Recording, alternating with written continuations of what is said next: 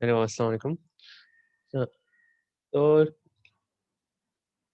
कल हम पीमोस के बारे में थोड़ा देख रहे थे। तो पीमोस कुछ ऐसे डिफरेंस नहीं है, बस फॉर्मूलाज में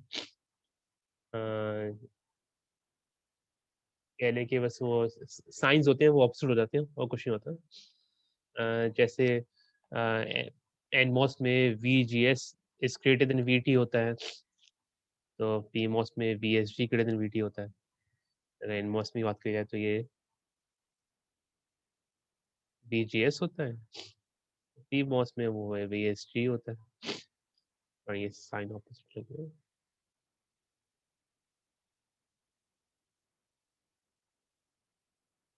V S T greater than we T होता है, क्योंकि सोर्स हाई पोटेंशियल होता है गेट से। तो इसको मैं चाहूँ तो रिवर्ट करके भी लिख सकता हूँ, we G S is less than minus V T.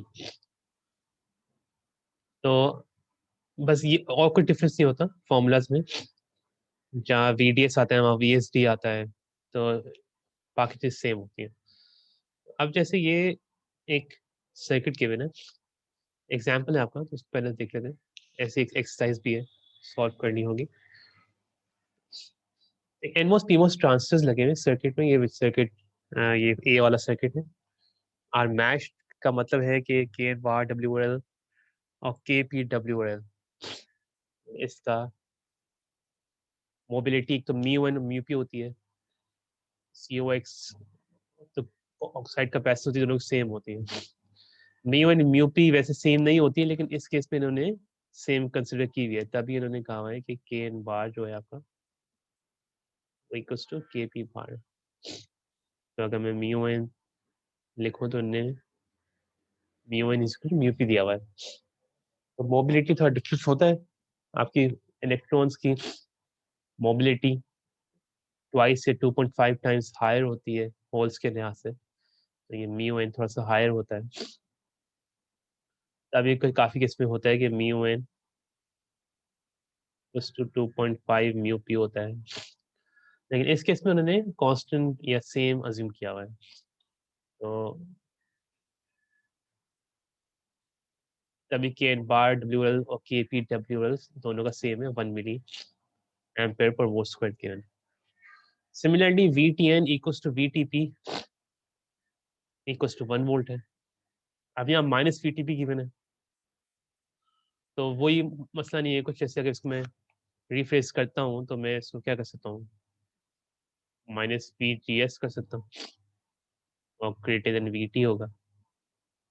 In other words इसमें क्या लिख सकता हूँ कि we G S is less than we T हो।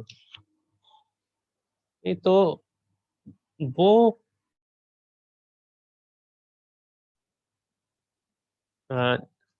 माइनस साइनस को अभी आप निग्लेक्ट कर सकते हैं, तो आपको पता होना चाहिए कि माइनस वी टी पी क्यों लिखा हुआ है इधर। तो वो इधर जो सॉरी माइनस साइन डालना था, तो ये माइनस वी टी है। तो इसको रिलेट करने के लिए होता है कि एन मॉस में से ज्यादा चीज पॉजिटिव होती है, पी मॉस में नेगेटिव होती है, तो तभी माइनस वी टी भी लिखा है। तो फॉर्मूला में भी आप हमें अंदाजा हो जाएगा कि क्या इक्वेशन में आएगा नहीं आएगा। तो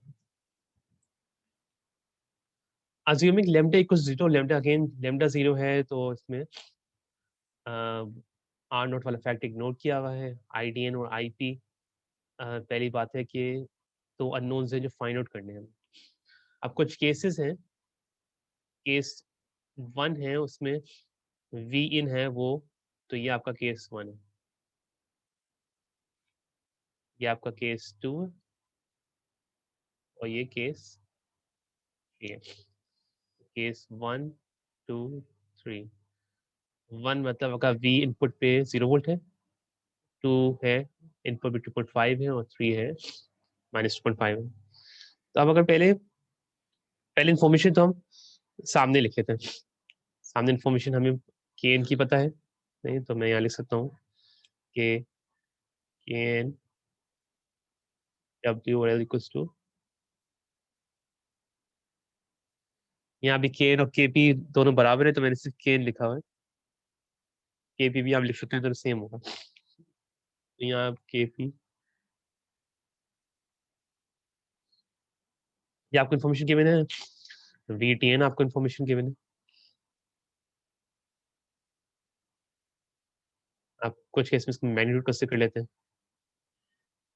हमारे लिए मैग्नीट्यूड इंपॉर्टेंट है, फॉर्मूला में भी पीमॉस के मैग्नीट्यूड गिवन होता है। अब पहला केस है, इसमें VGS और VGP की बात होती है। तो क्योंकि ये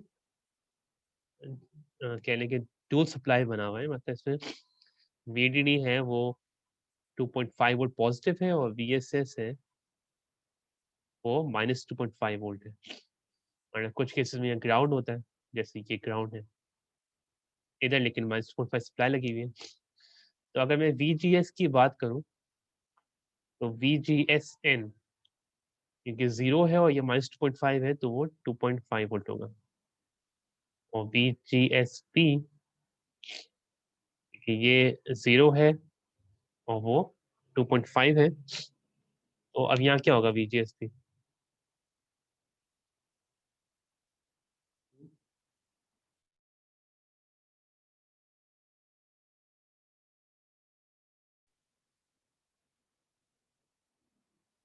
यहाँ VGSP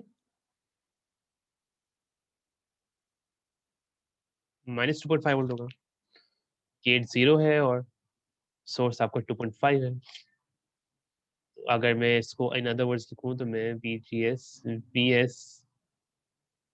लिख सकता हूँ 2.5 वोल्ट में।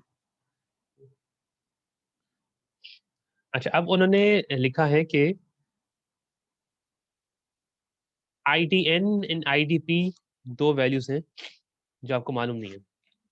तो IDN अगर मैं देखूं, चलिए ID का फॉर्मूला देखते हैं। तो वहाँ पर क्या होता है, half an bar WL VGS minus VT।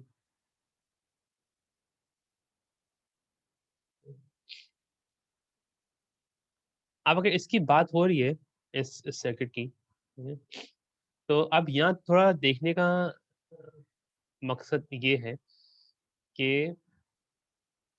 ये जो इन स्क्वायर के अंदर इक्वेशन है, ये मैंने लिख दिया कि VGS आपका क्या है 2.5 वोल्ट है और VT आपका 1 वोल्ट है, क्योंकि VGSP जो आपका वो क्या है, VGSN है आपका, तो क्या होगा 2.5 -1 -1 1.5 वोल्ट होगा। अब PMOS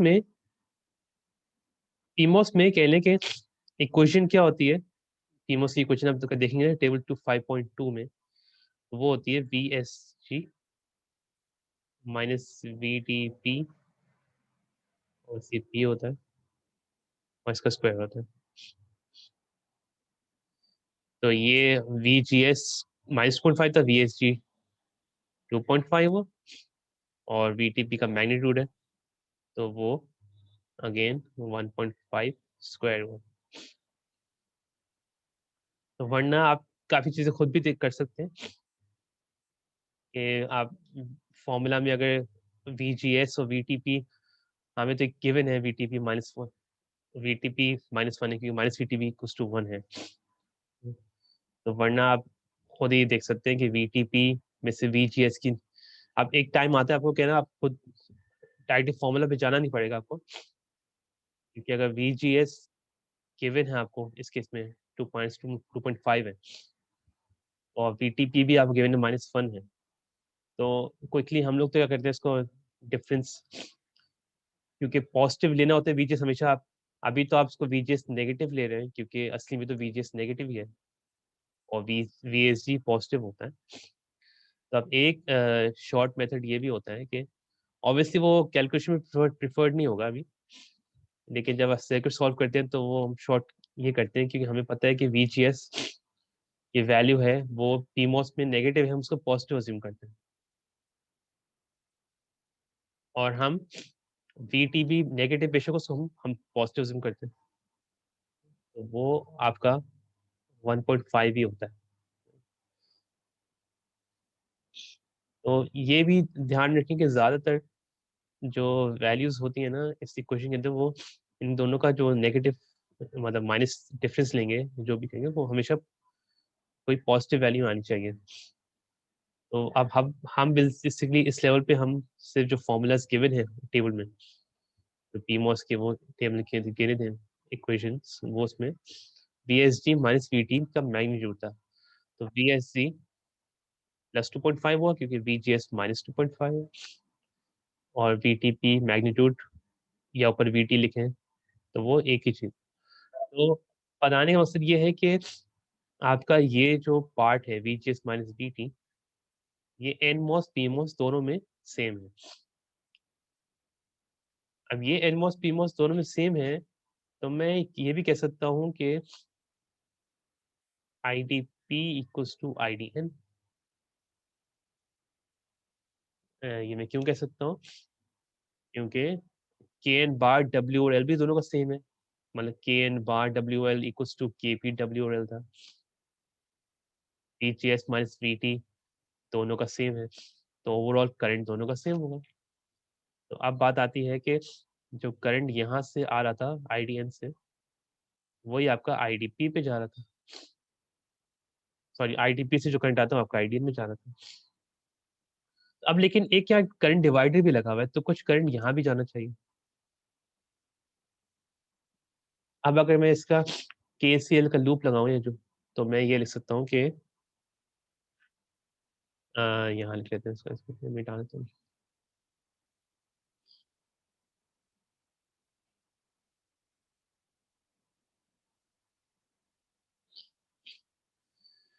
अगर मैं सर्किट को रीड्रॉ करने की कोशिश करूँ, तो क्या मैं चलिए इक्वेशन लिख देता हूँ। तो मैं ये लिखता हूँ कि I D P equals to I D N plus I R. Assume कर लेते हैं आई आर बेसिकली क्या था आपका, इस रजिस्टर है, इसके अक्रॉस जो करंट फ्लो कर रहा है वो आपका आई आर है। तो यहाँ जो करंट फ्लो कर रहा है इसको हम आई आर नाम दे देते हैं। और ये तो आपका आई डी एन था, ये आपका आई डी पी था। तो अगर के से लगाएंगे तो इक्वेशन बन सकती है I D P equals to I D N plus I R. अब अगर आई डी पी आपका और आई डी एन दोनों सेम है, तो क्या मैं लिख सकता हूँ I R equals to zero?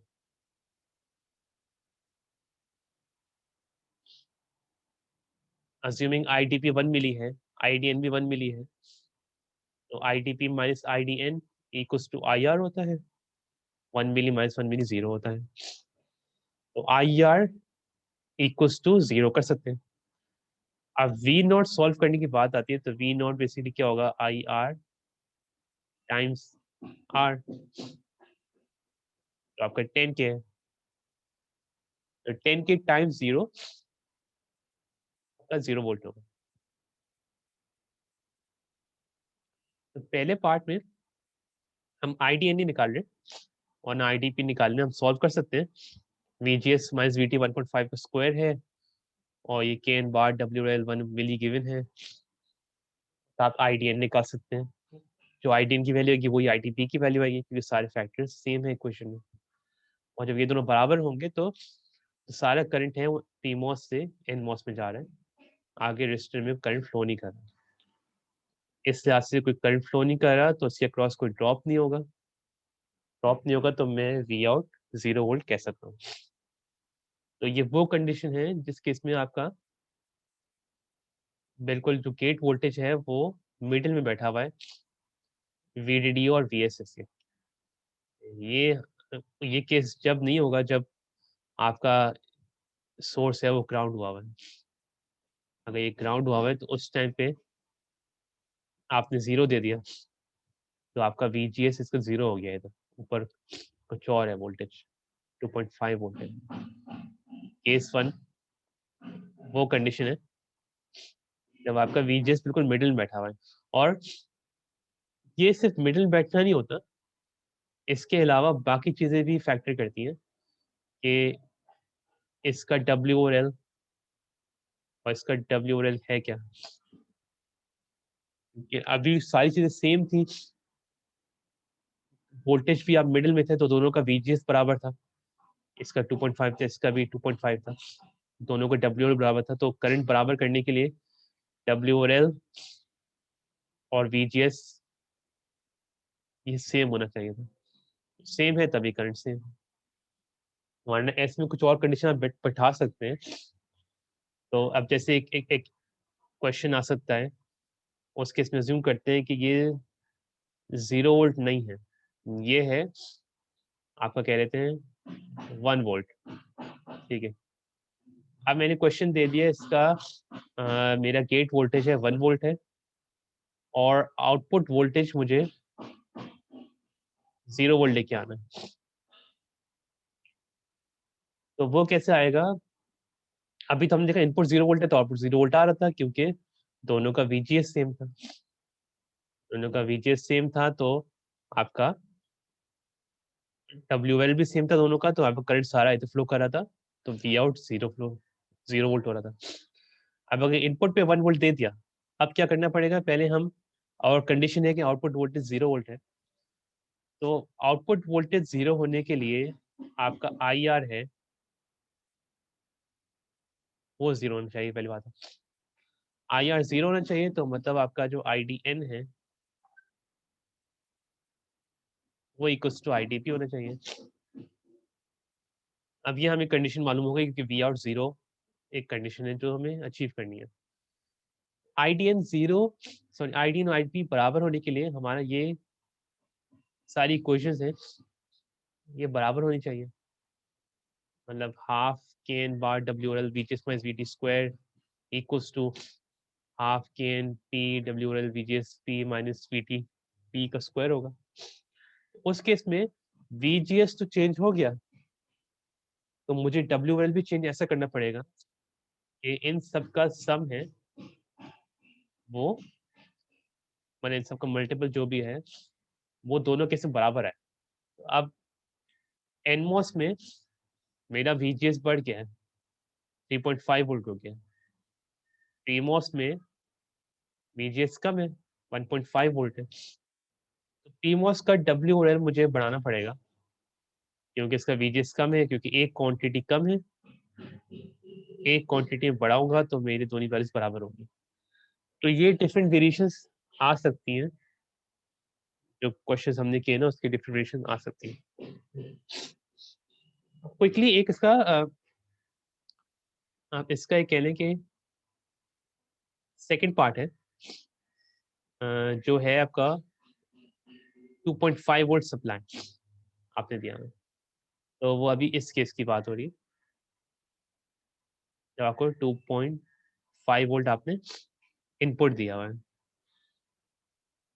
अच्छा, अब 2.5 वोल्ट इनपुट देने का मतलब ये है कि अगर मैं यहाँ बना लूँ, इसको रीड्रॉ कर लेते हैं सेकंड को,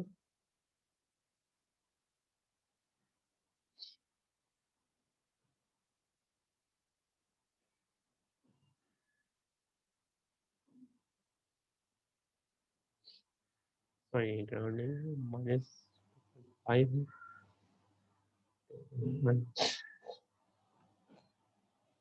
तो अब ये इनपुट में 2.5 वोल्ट देते, तो इनपुट में 2.5 वोल्ट का मतलब ये है कि इसका VGS है वो 0 हो गया, या अगर टेक्निकल देखें तो VSG 0 हो गया, क्योंकि सोर्स और गेट दोनों का सेम पोटेंशियल है। तो अब अगर इसका VGS 0 है या VSG 0 है, तो मैं ये कह सकता हूँ कि इसका जो करंट है वो 0 है। करंट में आपका VGS माइनस VT और पूरा या फैक्टर आता है ना, क्या मैं ये कह सकता हूँ, ये नहीं कह सकता। अब ये कुछ काउंटर करेंगे कि VGS आपका 0 है तो माइनस VT, तो माइनस VT का स्क्वायर हो जाएगा, लेकिन ये जो फॉर्मूला है ये आपका किसका है, ये आपका फॉर्मूला सैचुरेशन का है। तो अब अगर मैं VGS दोनों सेम पोटेंशियल रख देता हूँ, तो मैं ये कह सकता हूँ कि VGS या VSG लेस देन 0 है, मतलब या सॉरी 0 है, तो VSG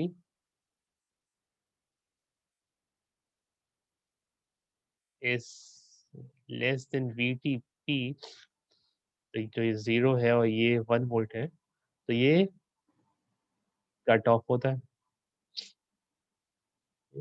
तो कट ऑफ में आईडी करंट 0 होता है। अब हमें ये सर्किट है, इसको हम रीड्रॉ कर लेते हैं। इसको अगर मैं रीड्रॉ कर लूँ तो इसने ये बोल दिया है कि करंट 0 है। एक सेकंड।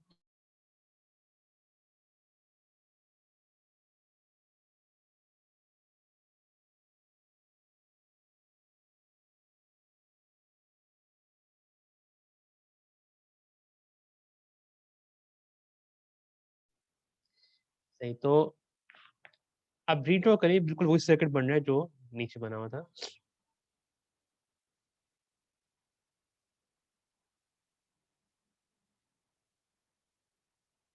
ये 10 के है,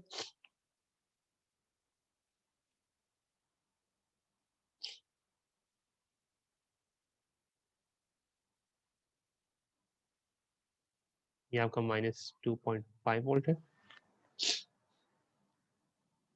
ये 2.5 वोल्ट है।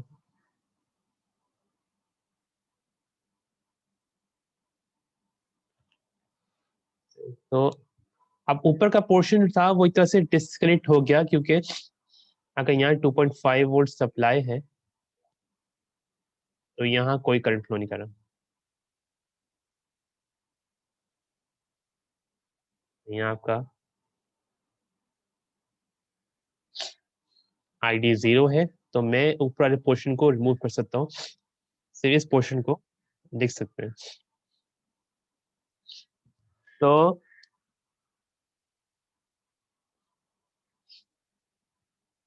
अब ये इक्वेशन जो मेरे पास है, इसको मैं ये कह सकता हूँ कि इस केस में जो करंट यहाँ फ्लो कर रहा है आईडीएन, वो अब करंट कहाँ से आएगा? वो ऊपर से तो आ नहीं सकता, क्योंकि ऊपर तो करंट आपका 0 था। तो आपकी इक्वेशन जो आपकी शुरू में चल रही थी कि I T P equals to I T N plus I R, क्योंकि आई की डायरेक्शन नीचे थी। अब आई टी पी 0 हो गया है, तो मैं ये लिख सकता हूँ कि I D N equals to minus I D R. ये लिख सकता हूँ ना मैं, क्योंकि आई टी पी तो 0 हो गया ऊपर। तो अब आई डी आर हमारा जो था वो ये डायरेक्शन थी, तो नेगेटिव है, तो अब माइनस आई डी आर की डायरेक्शन क्या होगी? ऊपर होगी। तो अब करंट का जो लूप है वो यहाँ से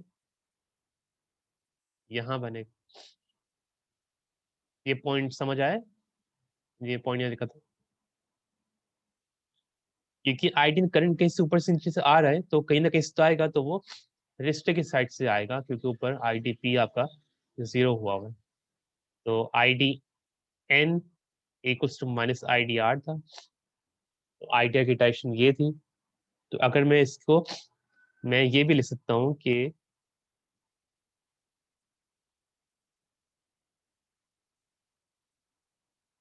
ये अगर आई डी एन है तो ये भी आई डी एन है।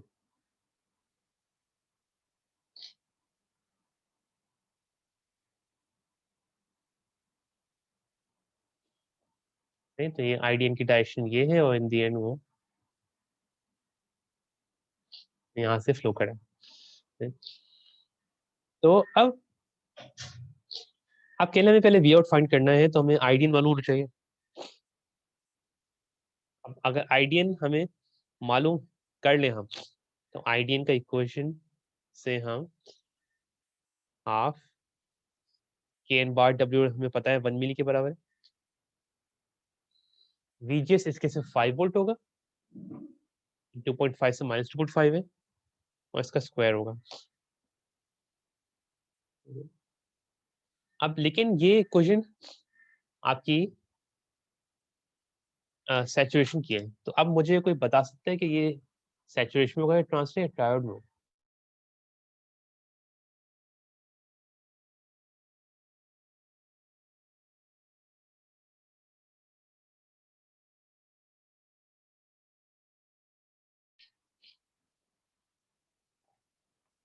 हम्म,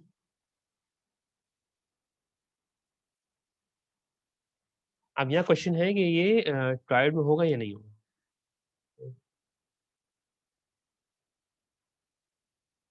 तो अब एक चीज देखने की है कि सैचुरेशन और ट्रायोड की कंडीशन क्या होती है।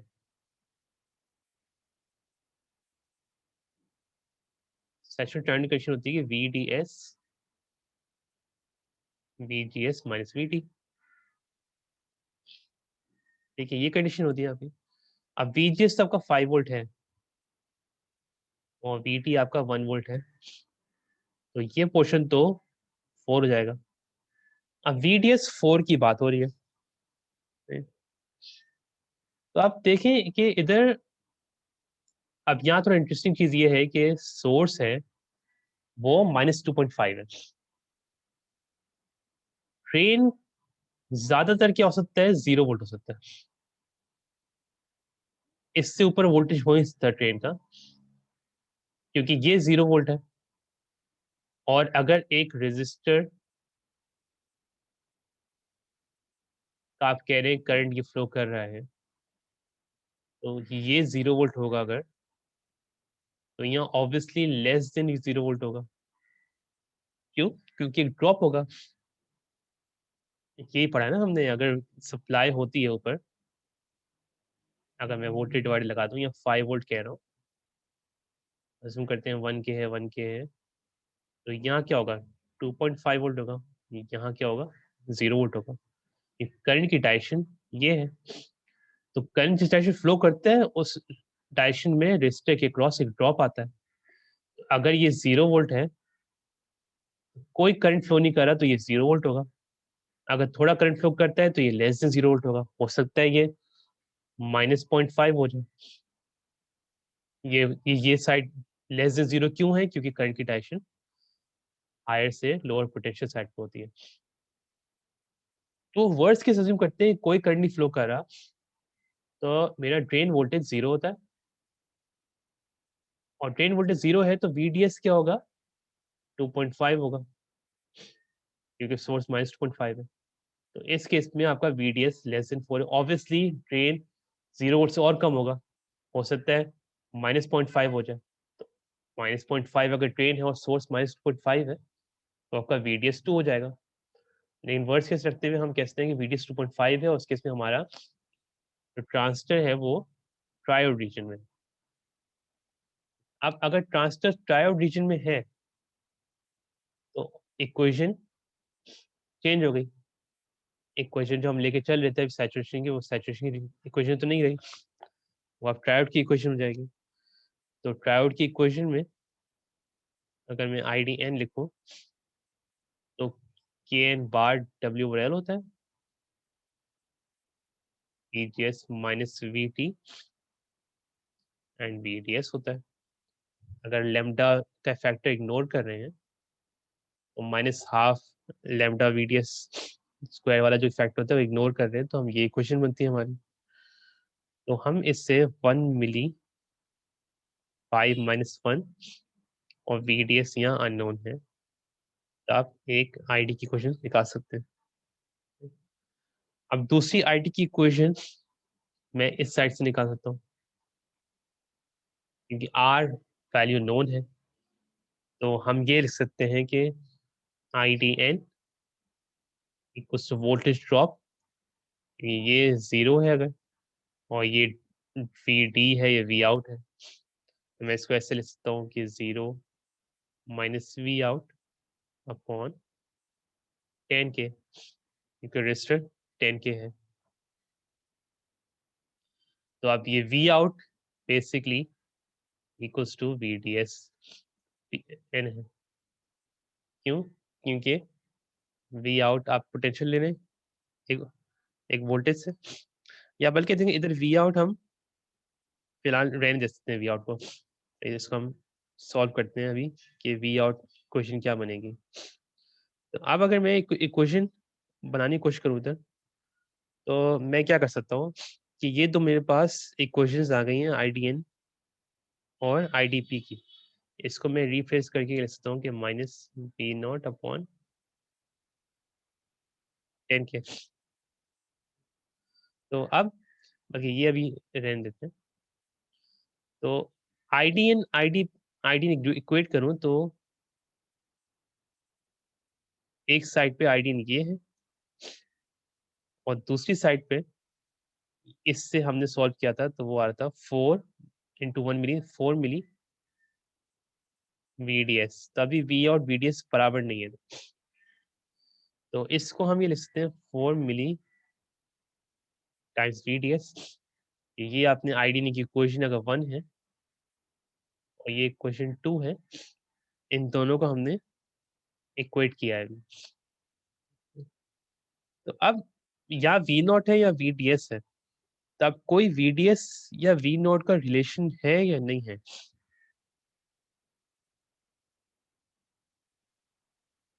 VDS बेसिकली है क्या? VDS आपका यहाँ से यहाँ तक का ड्रॉप है। तो मैं इसको ऐसे लिख सकता हूँ कि VDS equals to VD minus VS। In other words VD आपका V नॉट के बराबर है, क्योंकि ये VD है, ये V नॉट है। तो V नॉट माइनस, और VS किसके बराबर है? -2.5। तो हम इसको लिख सकते हैं कि -V0/10K इक्वल्स टू 4 क्या होगा? 4 मिली V नॉट और माइनस माइनस प्लस हो गया, ये प्लस 10 मिली हो गया। 4 मिली टाइम्स 2.5 10 मिली होता है। तो हम इसको मजीद सॉल्व करके इसका V नॉट निकाल सकते हैं। 10K है या मिली यहाँ से जाएगा, तो बेसिकली आपका कह लें कि ये मिली मिली कैंसिल हो गए, K और मिली कैंसिल हो के 1 हो जाएगा। तो इससे हम V नॉट निकाल सकते हैं। तो V नॉट मैंने कैलकुलेट किया है, तो मेरे पास 2.44 वोल्ट आ रहा है।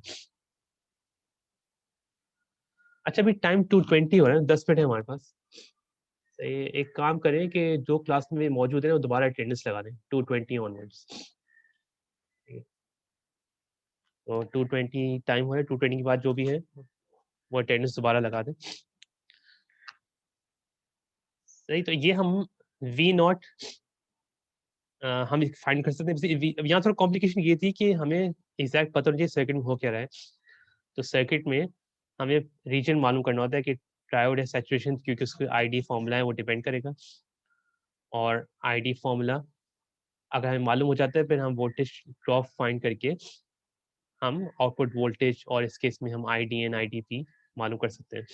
तो थोड़ा सा कॉम्प्लिकेट हो रहा था, तो ये थोड़ा सा केयरफुली देखना पड़ेगा कि आपका, कि इधर हमने देखा था ऊपर आईडीपी खत्म हो गया था और फिर आपने एक क्वेश्चन लेके सॉल्व किया था। तो ये थोड़ा सा इसलिए से इम्पोर्टेंट है क्योंकि ये थोड़ा सा डिफरेंट क्वेश्चन है। इसमें एनमोस पीमोस 2 ट्रांजिस्टर्स आए हैं, अभी तक हम सिंगल ट्रांजिस्टर पे लेके सॉल्व करें।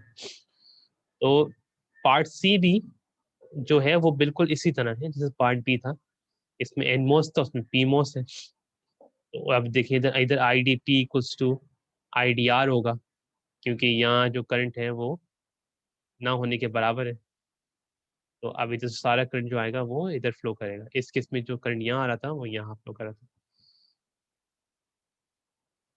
इसी को ध्यान रखना पड़ेगा कि सर्किट की कंडीशन क्या होती है। सर्किट कंडीशन वोल्टेज की डिपेंडिंग सर्किट मॉडिफाई हो रहा है, और सर्किट मॉडिफाई हो रहा है तो ट्रांजिस्टर्स हैं उनका कहने के रीजन वैरी करते हैं। तो अब एक चीज हमने शुरू में भी देखी थी, वो यहाँ भी है कि इन्वर्टर्स में इन्वर्टर्स लॉजिक गेट्स हैं उसकी, ये इन्वर्टर ही आपका। तो इन्वर्टर में अगर मैं यहाँ 0 वोल्ट देता हूँ तो आउटपुट 2.5 आता है। अगर मैं सप्लाई 2.5 अज्यूम करते हैं कि यहाँ और सप्लाई की 0 है, तो इन्वर्टर की लॉजिक ही होती है ना, 1 लो देते हैं तो आउटपुट हाई आता है। तो आपने 0 इनपुट दिया, लो दिया, तो आपका आउटपुट हाई आया 2.5, और जब आपने 2.5 दिया तो आपका आउटपुट लो आया। ठीक है? तो ये चीज़ यही हो रही है, हम गौर करें कि पार्ट बी में जब आपने इनपुट 2.5 दिया, अब यहाँ तो आपका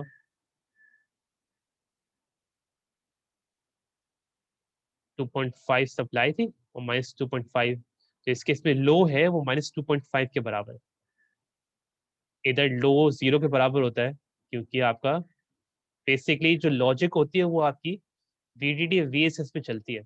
हम तो उसको 1 और 0 पढ़ते हुए आते हैं ना, तो वो 1 हमेशा डिपेंड करता है कि VDD सप्लाई क्या है, 0 हमेशा डिपेंड करता है कि VSS सप्लाई क्या है। तो अगर आप लो दे रहे हैं, मतलब VSS वाला सिग्नल दे रहे हैं, तो आपको आउटपुट हाई आएगा VDD वाला, और आप हाई दे रहे हैं VSS वाला VDD वाला सिग्नल, तो आपका आउटपुट लो आएगा VSS वाला सिग्नल। तो यहाँ हमने इनपुट हाई दिया है, 2.5 दिया है, तो आउटपुट क्या आएगा, लो वाला आएगा, जो आपका क्या है -2.5। तो यहाँ देखें तभी हमारा आंसर जो है वो -2.5 के करीब आ रहा था आउटपुट, क्योंकि आपका इनपुट है वो 2.5 हाई के करीब है। तो इस वाले केस में मैं ये कह सकता हूँ कि अगर इनपुट में दे रहा हूँ -2.5 जो लो के बराबर है, तो मेरा आउटपुट क्या आएगा, रफली इक्वल्स टू 2.5 वोल्ट आएगा, जो हाई के बराबर हो, क्योंकि ये इन्वर्टर का फंक्शन परफॉर्म कर रहा है। इसको सॉल्व करेंगे तो आपको आइडिया हो जाएगा कि इसका आउटपुट क्या आ रहा है। तो और इन्वर्टर्स में एक चीज हमने देखी भी थी कि जो आपके रीजन्स होते हैं वो आपके कट ऑफ होते हैं या ट्रायोड होते हैं, सैचुरेशन रीजन्स नहीं होते। अगर मैं लो हाई लेके चल रहा हूँ, लो क्योंकि इस केस में हम देखें कि जो पार्ट बी था उसमें ऊपर वाला ट्रांजिस्टर वो कट ऑफ में चला गया था और नीचे वाला ट्रांजिस्टर ट्रायोड में आ गया था। सिमिलरली पीमोस वाले में भी ये होगा कि ऊपर वाला ट्रायोड में होगा, नीचे वाला कट ऑफ में चला जाएगा। तो आप अभी लॉजिक गेट्स में आपका जो रीजन्स होते हैं वो आपके कट ऑफ और ट्रायोड होते हैं। बाकी नॉर्मल एम्पलीफायर में आपका सैचुरेशन रीजन होता है, जैसे ये केस 1 था। इस केस में सैचुरेशन रीजन दोनों ट्रांजिस्टर, क्योंकि वी आउट भी 0 था, वी इन भी 0 था, VGS दोनों का 2.5 था और VDS 2.5 है, तो VDS is always greater than VGS minus VT। तो ये रीजन्स और इक्वेशंस को हमेशा ख्याल रखें, हमेशा क्वेश्चन सामने आता है तो उसमें देखें कि जो कंडीशन अप्लाई की गई है वो किस रीजन को रिलेट कर रही है। तो अब जैसे इस इक्वेशन से हमने रीजन आइडेंटिफाई किया, कट ऑफ तो बिल्कुल ही ब्रेक हो गया, ट्रायोड हमने रखा हुआ है, उस उस रीजन पे आपका फॉर्मूला डिपेंड करेगा, आपका आईडी इस केस में डिपेंड कर रहा था। तो ये चीज़ खास कर रखना पड़ेगा कि रीजन कौन सा लाई करता है। अगर इसको मैं सॉल्व कर लेता सैचुरेशन रीजन से, तो मेरे आंसर्स गलत आते, तो उसका हमें ख्याल रखना पड़ेगा कि रीजन कौन सा है। तो ये हमेशा ऐसे क्वेश्चंस में जब भी कोई आपको सप्लाईज गिवन हो, कुछ क्लियर नहीं हो, तो आप रीजन पहले आइडेंटिफाई करें। अगर इन्फॉर्मेशन गिवन है रीजन फाइंड करने की तो फाइंड करें, अगर इन्फॉर्मेशन नहीं गिवन तो सैचुरेशन अज्यूम करें और फिर सॉल्व करें और फिर रिट्रेस करें अपना आंसर्स को कि आंसर सही आ रहे हैं या नहीं आ रहे। अगर नहीं आ रहे तो फिर आपका ट्रायल रीजन है, लेकिन अक्सर इन्फॉर्मेशन गिवन होगी तो उससे आपको हमेशा रीजन आइडेंटिफाई करना होगा। ठीक है, तो ये अब आई थिंक हमारा टाइम नहीं है, वरना मुझे नेक्स्ट टॉपिक शुरू कराना था, वो आपका टॉपिक 5.4 है। तो पहले तो इसका एक एक्सरसाइज है, इसके बाद ही आती एग्जाम्पल के। वो मैं प्रॉब्ली असाइनमेंट में दूंगा, तो उसको जरा प्रैक्टिस रहेगी आप लोग की। तो इसका पार्ट सी भी देख लीजिएगा, पीमोस से मेन फोकस होगा पीमोस पे। इक्वेशंस अगर आपको पता है, अगर इक्वेशंस आपने एक ही याद कर ली ना इनमोस की, तो आप पीमोस की आराम से, आपको याद करने की जरूरत नहीं अलग से, आपको बस वैल्यूज चेंज करनी पड़ेंगी, वीजीएस को वीएसडी करना पड़ेगा, वीटीएस को वीएसडी करना पड़ेगा, और कुछ नहीं करना पड़ेगा। तो ये एक एग्जाम्पल था इंटरेस्टिंग इस लिहाज से कि इसमें दोनों ट्रांजिस्टर्स आए हैं, और आगे कुछ सर्किट्स आएंगे जिनमें दो ट्रांजिस्टर्स आएंगे, तो उनको सॉल्व करना पड़ेगा। तो अब नेक्स्ट टॉपिक था हमारा वो 5.4 था। तो ये मैं नेक्स्ट क्लास में क्विकली गो थ्रू करूंगा इसको। ये बिल्कुल ही वही चीज़ है जैसे आपका पीजेटी होता था। तो बस मैं इसको जल्दी से ओवरव्यू दे देता हूँ कि है क्या। ये आपका वीटीसी कर्व है। वीटीसी कर्व मतलब आपका आउटपुट और इनपुट का रिलेशन होता है। इस केस में जो यहाँ है आपका, यहाँ आपका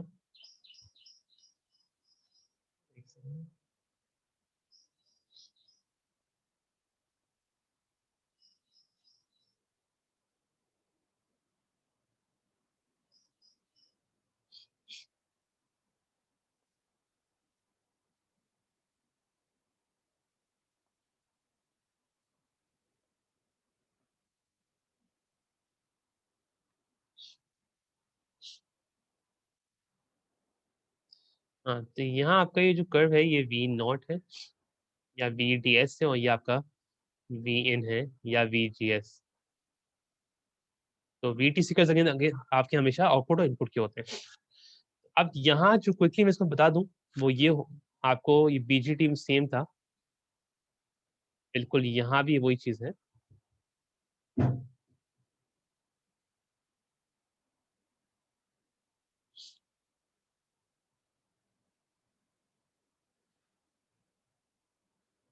स्टार्टिंग में अगर मैं VGS 0 से VDD तक वैरी करता हूँ, ये VGS में है। तो एक रीजन होगा जिसमें VGS लेस देन VT होगा। जब VGS लेस देन VT है तो ये कट ऑफ रीजन है, ये आपका VT है, ये आपका कट ऑफ रीजन है। अब कट ऑफ रीजन में क्या होता है, कोई करंट फ्लो नहीं करता। कोई करंट फ्लो नहीं करता। कोई करंट फ्लो नहीं करेगा तो इसके अक्रॉस ड्रॉप जीरो होगा। तो मैं ये कह सकता हूँ कि मेरा जो वी आउट और वी डी है वो किसके बराबर है, वी डी डी के बराबर है। क्योंकि करंट का फॉर्मूला क्या होता है, वी डी डी माइनस दूसरा टर्मिनल क्या था, वी आउट था, डिवाइड बाई आर। अब ये जीरो हो गया तो जीरो टाइम्स आर जीरो हुआ, तो V D D equals to V D D हो गया, V out equals to V D D हो गया। तो शुरू में आपका जब कट ऑफ रीजन होगा तो इसके अक्रॉस कोई ड्रॉप नहीं होगा, आपका कट ऑफ रीजन रहेगा। फिर एक टाइम आएगा कि ये ट्रांजिस्टर ऑन हो जाएगा। अब ये ट्रांजिस्टर ऑन हो जाएगा, इसमें से क्योंकि VGS कम है, इस रीजन में VGS कम है लेकिन VT ज्यादा है, तो कोई करंट फ्लो करेगा।